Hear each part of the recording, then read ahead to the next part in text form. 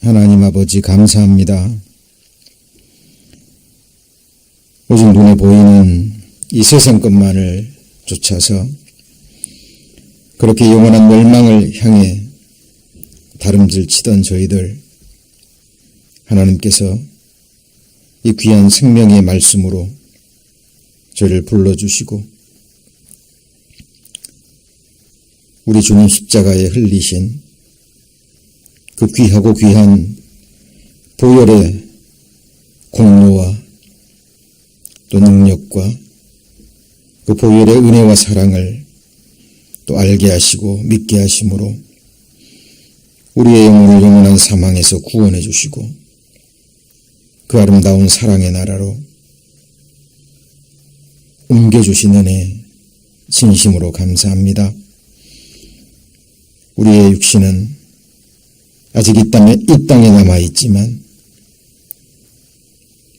우리는 이미 하나님 나라에 옮겨진 하나님의 친백성이라는 이 분명한 사실 한순간도 잊지 않게 하시고 하나님 나라에 속한 백성답게 이 땅에서 빛과 소금의 역할을 다하는 주의 거룩한 자녀들 될 수 있도록 하나님 끝까지 저를 붙들어 주시고 인도하여 주옵소서. 오늘 하나님께 예배하며 또 하나님께 기도하며 하나님의 말씀을 배우는 이 시간 하나님 온전히 주장해 주셔서 오직 하나님께만 우리의 마음을 드리고 또 하나님께만 영광을 돌리는 축복의 시간 될 수 있도록 하나님 인도하여 주옵소서. 증거되는 말씀을 통해서 우리의 영원한 운명, 우리가 살고 있는 이 세상의 그 마지막을 바라보게 하셔서 또 그날을 예비할 수 있는 하늘의 지혜 또한 허락하여 주옵소서. 오늘 말씀에 시종을 주께 의지합니다. 저희를 사랑하시는 예수님 이름으로 기도합니다. 아멘. 시편 찾겠습니다. 하나님 말씀 시편 3편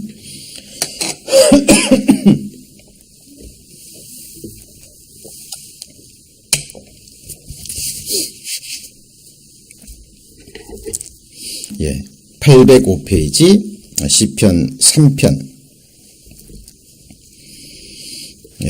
8절 말씀입니다. 예. 찾으셨으면 함께 같이 읽겠습니다. 구원은 여호와께 있사오니 주의 복을 주의 백성에게 내리소서. 예. 예. 지금 밖에 시가 행진이 있어가지고 오늘 많은 분들이 못 오신 것 같습니다. 오늘 말씀은 이제 읽은 시편 8편 말씀을 본문으로 해서 구원은 여호와께 있사오니, 구원은 여호와께 있사오니라는 주제로 하나님 말씀 함께 배우고자 합니다. 성경에서 말하는 구원과 세상에서 말하는 그 구원 유사한 부분도 있지만 또 완전히 본질적으로 다른 부분도 있죠. 세상에서의 구원은 구조라는 말로 많이 쓰입니다. 예를 들면 수영을 못하는 사람이 바다에 빠지면 죽을 확률이 몇 프로죠? 100%입니다. 자기의 힘으로는 결코 나오지 못하죠. 그때 구조대가 와서 보트가 와서 구해주든지 아니면 헬리콥터가 와서 구조대원이 그 물에 빠진 사람을 구조해 줄 때, 물론 구조라는 말도 쓰지만 그때 구원이라는 말도 씁니다.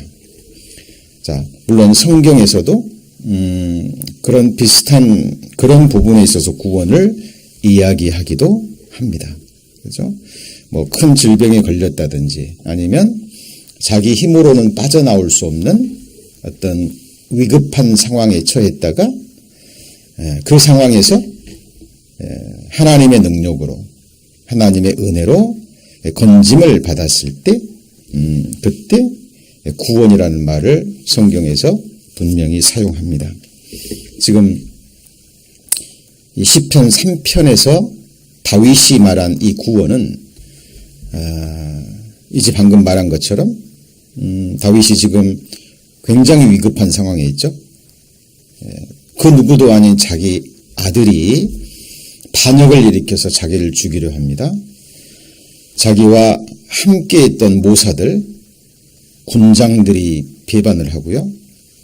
그리고 자신이 온 생애를 바쳐 사랑했던 자신의 백성들이 지금 자기를 향해서 배반의 칼을 들고 있거든요.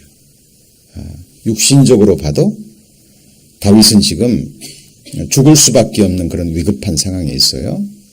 자, 이때 만약 하나님의 능력으로 건짐을 받는다면 이것도 구원이라는 말을 사용할 수 있습니다. 그런데 또 다른 의미로 지금 다윗은 어떤 육신적인 죽음의 위기, 또 환경적인 위험이 있습니다만은 사실 그것보다 더 큰 아픔은 무엇일까요?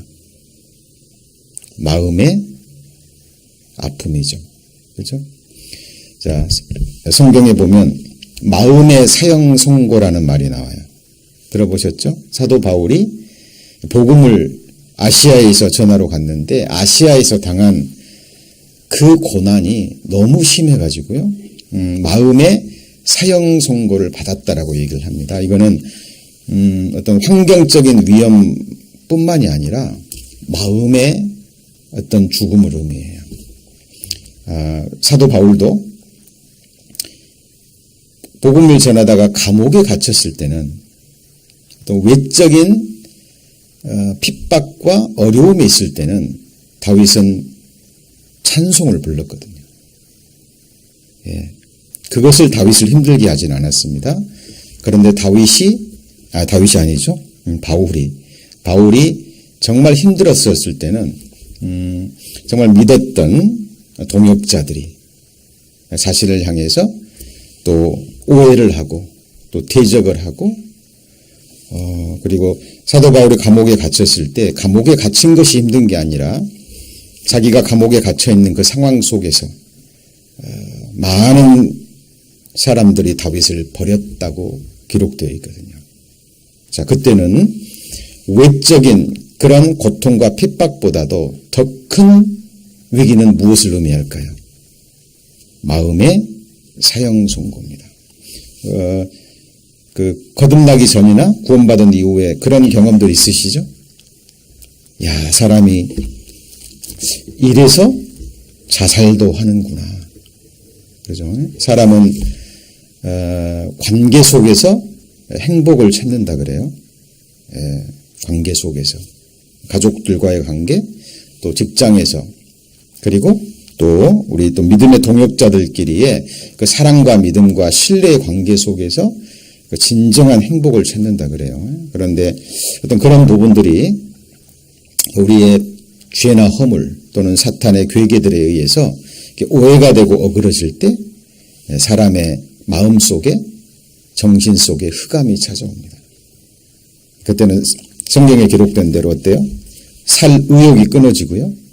그리고 자, 입맛도 식물에 대한 맛도 없어지고, 그죠? 육체는 살아있고 호흡은 하고 있지만 그 마음은 죽은 것 같은 그 흑암의 상태. 자, 이것도 성경에서는 그 상황 속에서 어떤 하나님의 은혜로 말씀의 위로와 말씀의 능력으로 구원함을 받을 때 그때도 구원이라는 말을 사용합니다. 자, 그렇다면 한 가지 질문을 드리죠. 시편 8편에서 3편 8절에서 다윗이 말한 이 구원은 무엇을 의미할까요? 두 가지죠.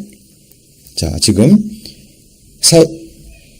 압살롬과 자신의 백성들이 자기에게 실제로 눈에 보이는 지금 칼을 들이대고 있잖아요. 그렇죠? 자칫하면 자기의 목숨도 이룰 수 있는 그 위경의 상황입니다. 자, 이것에서 구원받는 것도 필요해요. 자, 그러지만 더 중요한 것은 지금 다윗의 마음은 어떨까요? 지금 이렇게 하나님 앞에 믿음의 기도를 드리고 있지만 그 심령은 어떨 것 같습니까? 예, 맞습니다. 죽을 맛이라는 표현도 다 하지 못하는 아마 기가 막힌 마음의 상황일 거예요. 다윗이 믿음의 사람이 아니었다면 보통 사람 같으면 정말 스스로 혀를 물고 자결할 그죠? 그런 기가 막힌 수렁이거든요. 그래서 지금 시편 3편 8절에서 말하는 이 다윗의 구원은 그 두 가지 의미를 얘기합니다. 그래서 성경에서 말하는 이 구원이라는 의미가 이렇게 여러 가지 의미예요. 그런데 그것보다 더 중요한 것. 지금 다윗의 이 상황에서 말하는 것도 구원이죠. 그런데 그것을 뛰어넘는 더 큰 구원의 의미가 있는데 그것은 바로 만인에게 평등한 한 번 태어난 사람에게 반드시 다가오는 죽음이라는 거예요. 그래서 성경에서 말하는 이 구원의 의미를 정확하게 개념이 세워지셔야 돼요. 세워지셔야 됩니다. 그죠? 그래서 지금 여러분이 어떤 상황 속에서 마음이 너무 괴로우시다면 힘든 상황이 있다면 지금 마음에 어떤 사형 선고를 받은 듯한 그죠? 그런 상황이 있다면 거기서도 구원함을 받으셔야 돼요. 그렇죠? 그 상황에서 머물러 있으면 안 되죠? 원인이 무엇인지 하나님 앞에 묻고요. 하나님만이 그 상황에서 나를 이끌어내실 수 있어요. 그런 상황이 되면 우리 경험했잖아요. 사랑하는 사람들이 주변의 사람들이 내게 아무리 위로의 말을 던져도 위로가 돼요? 안 돼요? 안 됩니다. 마음에 감사는 되지만 진정한 위로는 되지 않아요. 그런데 정말 죽을 것 같은 그 상황 속에서 어느 날 한 말씀이 내게 임하죠. 그리고 어떤 상황 속에서 형제자매님들이 전해주는 간증도 그렇고 어떤 경우에는 형제자매님의 따뜻한 시선 하나가 그리고 정말 따뜻하게 잡아주는 그 손의 온기 그 하나에 또 풀릴 수도 있어요. 참 사람은 희한합니다. 그런데 그런 상황들을 또 뛰어넘어서 실제적인 문제는 죽음이라는 문제입니다. 그렇죠? 한 번 죽는 것은 그 다음에 뭐예요? 사람에게 정하신 것이요. 자, 이 죽음은 사실 엄청난 문제입니다. 그리고 그 죽음의 날에 반드시 다가올 죽음의 날이 딱 되면 그 순간 그 사람의 실체가 드러나요. 여기서 실체라는 것은 자기가 생각하는 실체가 아니라 하나님이 보시는 그 사람의 실상입니다. 그리고 그날 그 순간 그 사람의 영원한 운명이 결정이 되는 거예요. 자, 모든 사람에게는 이 절대절명의 그 날, 죽음의 날을 향해서 나아가고 있는 겁니다. 그죠? 석가모니 아시죠? 한 나라의 왕자로 태어났어요. 부족함이 없는 상황 속에서. 그런데 어느 날 생로병사, 그죠? 자기는 지금 한 나라의 왕자로 태어나서 부족함이 없이 살고 있지만 결국은 한 번 태어난 사람은 늙고 그 다음에요 병들고 그리고 죽음을 건너간다는 것. 생자필멸이라고 하죠. 살아있는 사람은 반드시 죽음을 건너간다는 사실. 누구나 다 아는 사실이지만 석가모니는 이 부분에 있어서 정말 답을 알고 싶었다 그러죠. 그리고는 그 모든 것을 버리고 명상의 길로 들어갑니다. 그리고 해탈의 길을 걸었다고 하지만 어때요? 그건 그 사람의 생각이고 성경적으로 보면 전혀 그렇지 않습니다. 많은 사람들이 죽음의 문제에 대해서 깊이 생각하고요. 자기 나름대로의 이야기들을 합니다. 그런데 성경에서는 아주 강하게, 그죠? 여러 모양으로 말씀하고 계셔요. 초상집에 가는 것이 어디보다 나아요? 잔치집에 가는 것보다 나으니 이는 모든 사람의 결국이 이와 같이 됩니다. 죽음의 원인이 무엇이고 죽음의 문제가 무엇인지 밝히 깨닫고 그 죽음의 문제로부터 구원함을 받으라는 것이 성경의 메시지이기도 합니다. 돌스토이는 그렇게 얘기했다 그러죠. 죽음은 우리가 태어날 때부터 이미 시작된다. 그죠? 하이데거라는 그 사람은 모든 인생은 결국은 죽음을 향해 나아가는 존재일 뿐이다. 맞는 이야기예요. 지금 젊고 혈기왕성하다 그래도요. 언제 어떻게 죽을지 모르잖아요. 온갖 죽음의 요소를 그 삶 안에 다 가지고 있는 겁니다. 그죠? 그래서 성경은 아까도 말씀드렸죠. 지금 시편 3편 8편에서 말하는 두 종류의 죽음, 그죠? 또 위급한 상황과 마음의 상황에서도 구원을 이야기합니다만은 실제적인 죽음의 문제에서도 해결함을 받아야 돼요. 그런데 성경은 그 첫 번째 죽음이 문제가 아니라 둘째 사망이 있죠. 그죠? 그래서 첫 번째 죽음 뒤에 오는 둘째 사망. 그 둘째 사망, 거기에서 구원함을 받으라는. 그래서 성경에서 말하는 가장 핵심적인, 궁극적인 구원은 둘째 사망입니다. 그죠? 이 부분에서 말하고 있어요. 그러나 성경은 곳곳에서 우리 삶 가운데 느끼는 구원의 두 가지와 실제적인 죽음, 둘째 사망, 이 모두를 포함하고 있고 문맥에 따라서 다르게 쓰인다라는 거죠. 그래서 성경에서 말하는 구원의 의미, 마음으로 정리가 되셔야 돼요. 정리되셨죠? 그리고 궁극적인 구원, 둘째 사망에 대해서 잠시 생각해 보겠습니다. 여기 보시면 20장 6절 여기 첫째 부활에 참여하는 자들은 복이 있고 거룩하도다. 여기 앞에 보시죠? 여기 무슨 사망이라 그랬어요? 둘째 사망이 그들을 다스리는 권세가 없고 이렇게 돼 있죠. 자, 그래서 여기 보시면 둘째 사망이 그들을 다스리는 뭐라 그랬어요? 왜 권세라고 표현했을까요? 여러분, 이 세상적인 권세 있는 사람 앞에 우리 당하지 못합니다. 칼을 쥐고 있는 사람한테. 그렇죠? 모든 사람 죽음의 권세, 첫 번째 죽음의 권세에 이길 수 있는 사람이 없잖아요. 마찬가지로 이 둘째 사망의 권세 안에 딱 들어가면 이 사람은 영원히 빠져나오지 못합니다. 둘째 사망은 불못이에요. 여기 보면 첫째 부활이 나오죠. 왜 첫째 부활 그럴까요?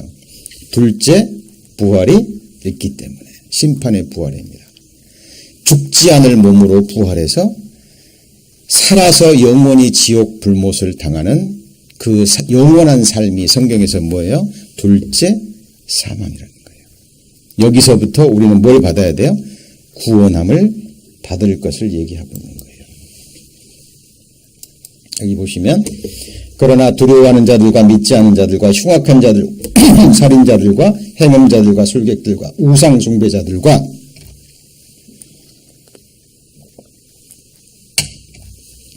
모든 거짓말하는 자들은 불과 유황으로 타는 못에 참여하리니 이것이 몇째 사망이에요? 이것이 둘째 사망이라. 그렇죠? 그래서 궁극적인 구원은 바로 이 둘째 사망, 죄로부터 시작되는 둘째 사망에서 구원을 받으라는 하나님의 메시지입니다. 그런데 성경은 하나님께서 이 문제를 해결하는 딱 한 가지 방법을 주셨는데 그것이 바로 십자가의 죽음입니다. 여러분, 하나님께서 우리를 구원하시기 위해서 정하신 유일한 방법이에요. 그렇죠? 예, 그래서 아담이 에덴 동산에서 범죄한 이후로 인류가 타락한 이후 그 범죄의 결과를 지금 보고 있잖아요. 그렇죠? 예, 지금 보고 있는 거예요. 온 세상에 일어나는 끔찍한 전쟁들, 테러들, 예, 각종 범죄들, 그리고 우리 안에서 확인하는 그러한 모든 비참한 상황들, 그것이 바로 뭐 때문에 그래요? 죄 때문에 그러는 거예요. 그래서 하나님은 그 해결책으로 독생자 예수 그리스도를 십자가에 못 박아 죽이신 거예요. 그래서 예수 그리스도와 관계없이, 하나님과 관계없이 예수 그리스도 밖에서 살다가 첫 번째 죽음을 건너간 사람, 그 사람은 어디에 들어가요? 둘째 사망에 들어가요.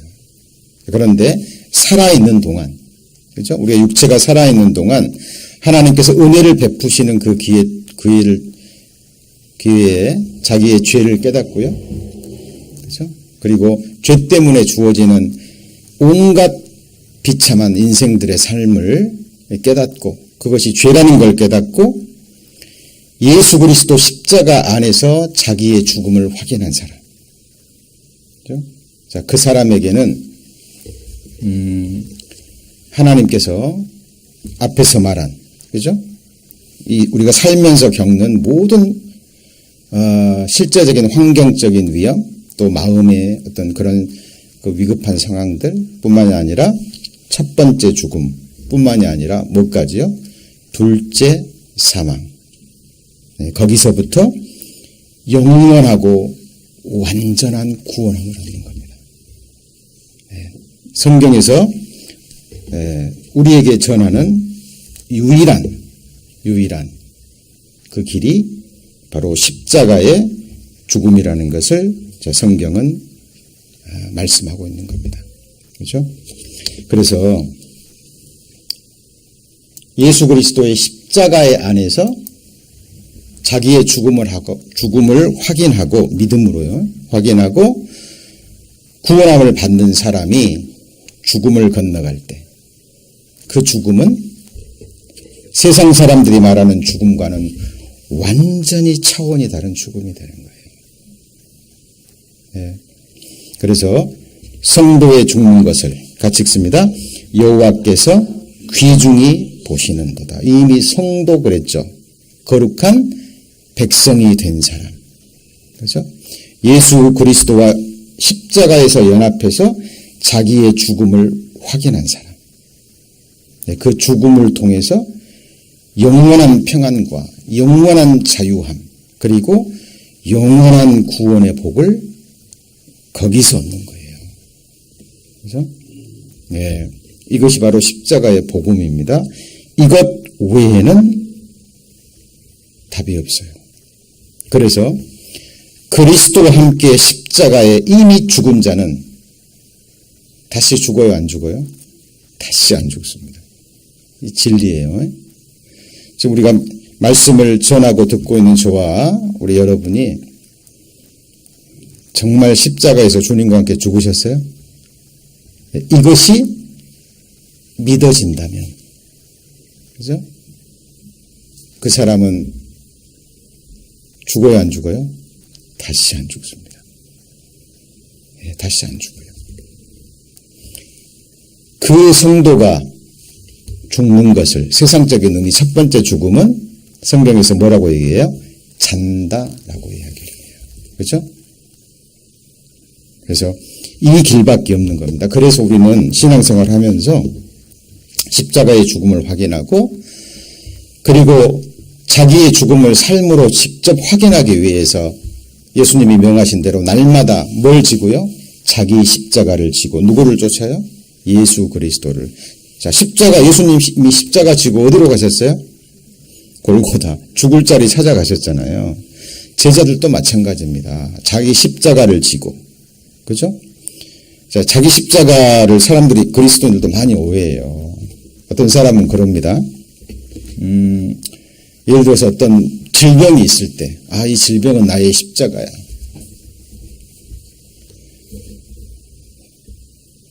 이해는 갑니다. 그런데 성경적인 의미가 아니에요. 그런 게 십자가가 아니에요. 누군가가 나를 힘들게 해요. 예? 예. 어떤 경제적인 문제가 나를 힘들게 합니다. 이 경제적인 문제, 이 가난이 나의 십자가예요. 아닙니다. 그게 아니에요. 예. 십자가는 말 그대로 십자가가 상징하는 건 뭐예요? 죽음을 상징하는 거예요. 그렇죠? 예.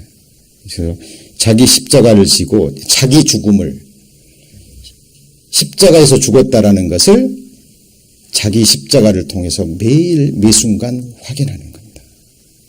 그래서 사도 바울이 뭐라고 얘기했죠? 나는 날마다 죽노라. 뭘 확인하는 거예요? 십자가에 죽었다는 거예요. 그래서 갈라디아서 2장 20절에 내가 그리스도와 함께 십자가에 못 박혔나니. 예, 이것이 우리의 삶의 매 순간의 믿음의 고백이 되어야 돼요. 그죠? 그 길만이 우리가 죽음에서, 모든 죽음에서 자유로울 수 있는 유일한 길임을 성경은 우리에게 증거하고 있는 겁니다. 그래서 십자가에서 죽은 그리스도인들은 다시는 죽지 않습니다. 왜요? 이미 그리스도와 함께 죽었기 때문에. 그리고 그리스도와 함께 죽은 자는 그리스도와 함께 뭐 했어요? 부활했어요. 제가 계속해서 강조합니다. 부활은 첫 번째 세상 사람들이 말하는 죽음에서 부활이 아니에요. 어디서 죽어야 돼요? 십자가의 죽음만이 십자가에서 주님과 함께 뭐예요? 부활하는 겁니다. 그렇죠? 자, 생각해 보세요. 우리는 마땅히 십자가에 못 박혀 죽어야 될 존재였습니다. 맞습니까? 예, 맞고 말고요. 그 죽음을 예수님이 나를 대신해서 죽으신 거예요. 예수님은 하나님의 아들이신데, 하나님의 본체신데, 참 하나님이신데, 죄 없는 그분이 왜 그렇게 비참하게 죽어야 되나요? 누구의 죽음이에요? 나의 죽음인 거예요. 그것을 믿음으로 받아들일 때 아담 안에서 태어난 죄인의 운명은 거기서 끝난 거예요. 그죠? 그리고 그 죽음을 이제는 삶 가운데 확인하는 겁니다. 그렇죠? 그래서 이 다윗의 시편들을 보잖아요. 그러면 기가 막힌 위경 속에서 환난을 당하고 핍박을 당하고 온갖 오해 속에 대적을 당할 때 다윗은 항상 자기의 죄를 생각합니다. 네. 다윗이 고난받은 것, 그건 죄의 대가가 아니에요. 그것은 다윗이 죄로 인해서 연단받는 어떤 징계요 연단이지 자기 죄값을 받은 게 아니에요. 다윗의 죄값은 어디서 치루어졌어요? 십자가에서 치루어졌어요. 그죠? 우리가 이러저러한 죄를 범할 때 징계받을 때 그걸 죄값이라고 생각해요. 아닙니다. 죄를 지으면 이러이러한 결과가 생긴다라는 걸 하나님이 그냥 보여주시고 채찍질 하시는 것에 불과해요. 오늘 내가 큰 죄를 지었습니다. 그 죄값은 이미 어디서 처리됐어요? 십자가에. 그렇죠? 그래서 그 죄의 끔찍한 결과들이 무엇인지 하나님은 실제적인 삶을 통해서 잠시 보여주시고 훈육하시는 거지, 그걸 징계, 연단이라고 얘기를 하지, 그건 죄값이 아닌 거예요. 자, 그래서 우리가 생각해야 될 것이, 성경에서 말하는 이 구원의 의미를 정확하게 분별하고 나누고 그리고 삶 가운데 적용하셔야 됩니다. 성도가 죽음을 건너갈 때 성경은 영원한 안식 속에 들어갔다 그래요. 그러죠? 고난이 끝난 거죠? 이제 그 눈에서 눈물이 그친 겁니다. 그 사람에게 주어지는 것은 이제 영원한 안식과 영원한 평강과 영원한 생명과 영원한 축복과 영원한 나라의 누림이에요. 그죠? 얼마나 복됩니까? 이것이 그냥 우리의 희망사항이 아니라 우리의 실제적인 삶이 되어야 됩니다. 그래서 많은 사람들이 이 전도를 받잖아요. 저도 개인적으로 전도하고 해보면 많은 사람들이 이 구원의 문제를 오해해요. 자기 상황을 모르는 거죠. 어떤 상황에 있는 것인지. 그렇죠? 그리고 어떤 분들은 그렇게 얘기합니다. 기회가 있을 때 오늘이가 일컫는 동안에 말씀 들으시고 구원 받으셔야 된다고 그러면 많은 사람들이 물론 농담으로 얘기했겠죠.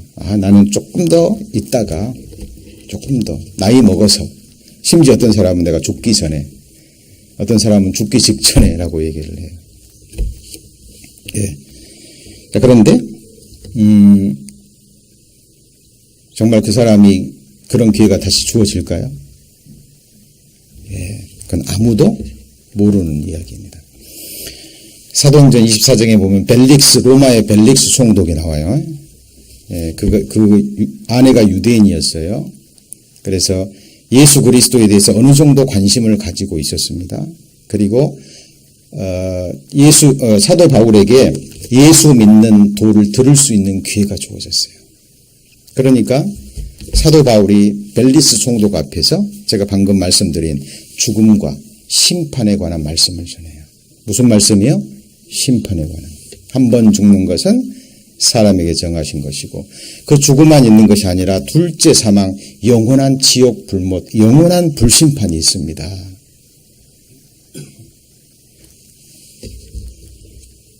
듣고 그 벨릭스가 뭐라 그랬을까요? 여기 한번 보시죠.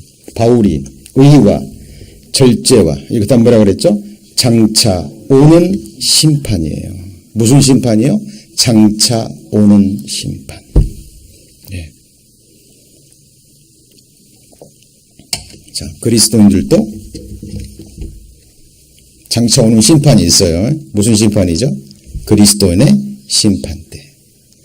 영원한 영광과 영원한 상급과 영원한 권세와 그 부활의 영광의 차이가 드러나죠. 그 부활의 영광을 통해서.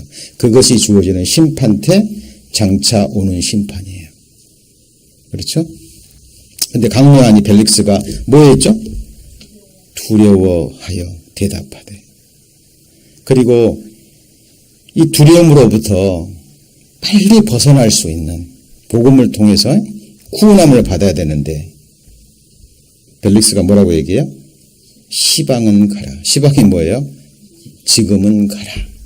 내가 틈이 있으면 너를 다시 부르리라. 자, 그 뒤로 이 사람 얘기 나와요, 안 나와요? 안 나옵니다. 지금 영원한 불목 가운데서요, 슬피 울며 이를 갈고 있을 거예요. 그때가 내가 바울을 통해서 복음을 듣고 구원받을 수 있는 유일한 기회였는데 이 사람은 지금 둘째 사망. 그렇죠? 물론 영혼만 가 있겠죠? 근데 주님의 날이 되면 천년 왕국이 끝나고 나면 바다가 죽은 자를 내어주고 땅이 죽은 자를 내어줍니다. 아시죠? 그래서 그 영혼과 몸이 다시 하나가 돼서 백보자 심판대 앞에 서고 다시 그 불못으로 들어가요. 이거는 영혼 속에서 일어나는 얘기 때문에 시간의 개념이 아니라 순간 이것이 일어날 거예요. 그죠? 하나님은 사람 심판하는데 오래 시간 걸려요? 안 걸려요? 안 걸립니다. 그죠? 예. 동시에 이 백보자 심판대와 함께 한순간에 이루어져서 몸과 함께 지옥불에 던져지게 될 겁니다. 그죠? 사도 바울을 통해서 그 당시 제자들을 통해서 그리스도인들을 통해서 이 심판의 선고와 복음을 통해서 이 죄로부터 심판으로부터 구원을 받으라는 하나님의 메시지를 거부했기 때문입니다. 그렇죠? 예. 근데 이 부분에 대해서 정말 자, 깊이 생각해야 됩니다. 자, 그리고 아까도 말씀드렸듯이요. 이 세상에 죽음의 날이 있어요. 이 세상에 죽음의 날. 아니, 우리의 죽음의 날이 있지만 우리가 살고 있는 이 세상에 죽음의 날이 있습니다. 그 성경에서 뭐라고 얘기해요? 이 세상의 종말입니다. 이건 우주적 종말이에요. 예, 그래서 예수님 다시 딱 재림하시면 이 세상이 완전히 새 판이 됩니다. 무슨 판이 돼요? 새 판. 정치가들이 그런 말을 많이 하잖아요. 새 판을 짜자고. 근데 주님 재림하시면 첫 번째 것은 다 사라지고 완전한 새 시대가 도래합니다. 그죠? 그래서 성경에 같이 볼까요? 이 세대로부터 구원함을 받으라.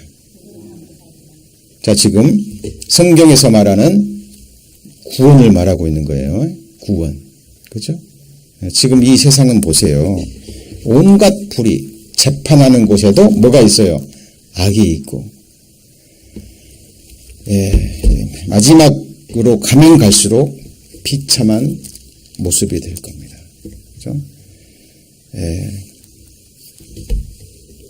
미국 대통령도 막 동성애 축제에 참여하고, 트럼프는 모르겠습니다. 오바마는 그랬죠. 인정하고. 캐나다의 대통령도 동성애 축제에 나가서요. 막 거기서 온갖 그 모습을 보이고, 지금 온 세상이 마지막을 향해서 지금 나아가고 있는 거예요. 우리가 살고 있는 이 세상의 모습이 현재 그렇습니다. 누가복음 17장 한번 보겠습니다. 누가복음 17장. 누가복음 17장. 누가복음 17장입니다. 125페이지 누가복음 17장. 누가복음 17장 27절에 노아가 방주에 들어가던 날까지 사람들이 먹고 마시고 장가들고 시집가더니 홍수가 나서 저희를 다 멸하였으며 또 롯의 때와 같으리니 사람들이 먹고 마시고 사고 팔고 심고 집을 짓더니 롯이 소돔에서 나가던 날에 하늘로서 불과 유황이 비오듯 하여 저희를 멸하였느니라. 30절 같이 읽습니다. 인자에 나타나는 날에도 이러하리라. 자, 노아의 방주 사건. 시간이 지나면 지날수록, 고고학이 발달하면 발달할수록 사실로 드러납니다. 이 롯의 소돔과 고모라도 지금 고고학자들이 발굴해냈죠? 발굴해냈습니다. 며칠 전에, 저는 아직 확인은 못했습니다만은, 모세가 출애굽했던 그 길도 고고학자들에게서 발견이 됐다 그래요. 이렇듯 시간의 흐름 속에 과학의 힘으로 또 이 고고학도요, 계속 성경이 사실이라는 것을 증거합니다. 그죠? 그런데 지금 우리 때가 딱 보세요. 지금 정확하게 이때입니다. 소돔과 고모라는 동성애라는 의미를 담고 있는 이름부터가 그럽니다. 창세기에도 기록되어 있잖아요. 그죠? 예. 지금 우리 시대 보세요. 정확하게 그 시대입니다. TV 틀어보고 한번 보세요. 거의 먹고 마시는 거. 아마 저희 때부터 제가 결혼할 때가 89년도였습니다. 근데 이제 결혼하고 얼마 안 돼서 아마 그 전에는 몰랐어요. 근데 이제 저도 구원받기 전이니까 친구들하고 어울리면서 주말이 되고 그러면 했던 게 뭐냐면 맛집 찾아가는 거였어요. 맛집. 2시간, 3시간? 불평 안 합니다. 맛있다 그러면 주말 또 휴가 차잖아요. 그러면은 3, 4 모여가지고 그 희망으로 가는 거예요. 진짜 가면 막 어떤 경우에는 산속으로 들어가요. 예, 근데 또 언제 거기를 알고 왔는지 거기서도 줄 서서 먹어야 돼요. 그런데 불평해요, 안 해요? 불평 안 합니다. 2, 3시간 가가지고요. 2, 3시간 기다려가지고 먹으면서 즐거운 마음으로 돌아와요. 자, 성경에는 먹고 그다음 뭐예요? 마시고. 그게 중요하지 않다라는 게 아니라 그것만을 생각해요. 그것만을. 집 짓는 거 중요하죠. 근데 사고 팔고 경제활동이잖아요. 중요합니다. 그런데 그것만을 다라고 생각하는 거예요. 보세요. 그것 하다가 멸망받을 때까지 모르는 거예요. 근데 잘 보십시오. 자, 교회 가는 길에는 멀면 잘 가요, 안 가요? 네? 안 가죠. 그래서 잘 보세요. 그리고 사람들이 음식의 맛은 그렇게 따지면서요, 성경에 하나님의 맛이 나옵니다. 무슨 맛이요? 하나님의 맛, 그리고 말씀의 맛. 자, 하나님께서 이 땅에 오신 분이 누구죠? 예수 그리스도고, 예수 그리스도는 살과 피를 우리를 위해서 내어주셨죠. 그리고 자신의 피를 하늘의 참된 음료라고 얘기하셨고, 자기의 살을 뭐라고 얘기하셨어요? 생명의 떡이라고 얘기하셨어요. 그래서 이런 말씀이 나옵니다. 자, 여기 한번 보시죠. 같이 읽습니다. 너희는 여호와의 선하심을 맛보아 알지어다. 여러분, 말씀을 통해서, 그리고 신앙생활을 통해서요, 진짜 신앙의 맛, 말씀의 맛, 하나님이 내게 생명의 떡으로 자신을 주셨잖아요. 그렇죠? 이 세상 물 마셔도 또 갈증이 있어요, 없어요? 있다니까요. 만족이 안 돼요. 눈은 보아도 만족이 있어요? 없어요. 귀는 들어도 차지 않아요. 근데 여러분, 하나님 말씀을요, 정말 간절한 마음으로 듣고, 그리고 마음에 새기고 마음으로 새김질 해보세요. 여러분, 정말 거기 그 속에 참생수와 함께 진정한 생명의 양식이 들어있는 거예요. 그렇죠? 제가 오늘 우리가 성경에서 말하는 그 모든 비참한 죽음으로부터 영원히 자유로울 수 있는 유일한 길이 뭐라고 얘기했어요? 십자가의 죽음입니다. 여러분, 그거 묵상해 보세요. 묵상해 보세요. 십자가의 죽음, 십자가의 도는 한 번 듣고 끝내버릴 그런 게 아니에요. 우리 속아 넘어가서는 안 돼요. 초대교회 때 그랬다니까요. 초대교회 때. 십자가의 복이 힘있게 정해졌어요. 십자가의 복음이. 제가 지금 목이 조금 안 좋아서요. 발음이 막 셉니다. 목이 많이 부어가지고 죄송합니다. 계속해서 십자가의 도, 복음의 도가 전해집니다. 그죠? 처음에는 그 복음을 듣고 기뻐하고 구원받고 있던 사람들이 교회는 그 복음 계속 외쳐야 돼요, 안 외쳐야 돼요? 외쳐야 되는 거예요. 나중에는 복음을 부끄러워하고, 그렇죠? 맨날 듣던 소리거든요. 그러니까 나중에 거짓 교사들이 싹 들어와가지고 다른 복음을 얘기하고 다른 여행을 얘기하고 다른 자신의 귀를 즐겁게 하는 무슨 얘기를 하니까 어떻게 돼요? 거기에 귀를 뺏겨버립니다. 그리고 마음을 뺏겨버리고. 물론 생명을 얻은 자는 돌아오지만 그렇지 못한 자는 거기에서 또 넘어지고. 여러분, 정말 하나님을 맛보아 하셔야 되고요. 시편 기자는 이렇게 얘기합니다. 자, 같이 읽습니다. 주의 말씀의 맛이 내게 어찌 그리 단지요 내 입에 꿀송이보다 더하니이다. 여러분, 오늘 누가복음 17장이에요. 주님 딱 오시면 공중 재림하시면 34절입니다. 17장 펴져 있죠? 예. 내가 너희에게 이르노니 그 밤에 두 남자가 한 자리에 누워 있음에 하나는 데려감을 당하고 하나는 뭐죠? 버려둠을 당하리라. 두 여자가 함께 매를 갈고 있음에 하나는 데려감을 당하고 하나는 버려둠을 당할 것이라. 이 사건이 어느 날 호련히 일어날 겁니다. 자, 믿지 않는 사람은 이런 일 일어나도 관계없어요. 관계없으면 잘 모릅니다. 그리고 또 뭐 온갖 얘기들이 가짜 뉴스가 또 나돌겠죠. 그렇죠? 외계인이 와서 데려갔다는 둥. 그렇죠? 온갖 지금도 가짜 뉴스들이 판을 친다 그러잖아요. 근데 정말 이 교회를 다니면서 어느 정도 말씀을 들었지만 그러나 구원받지 못한 사람들에게는 심각할 거예요. 그렇죠? 특별히 나는 구원받았다라고 교회에 출석하면서 예배를 드리면서 주님 오시면 들림 받을 줄 알았는데 남겨진 자들 있을까요, 없을까요? 있습니다. 그 사람들은 어떻게 할 것 같아요?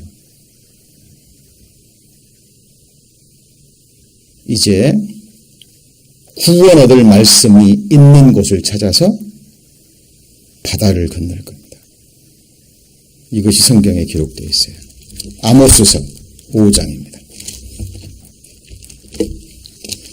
구약성경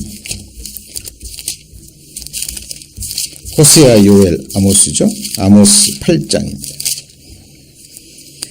1282페이지 1282페이지에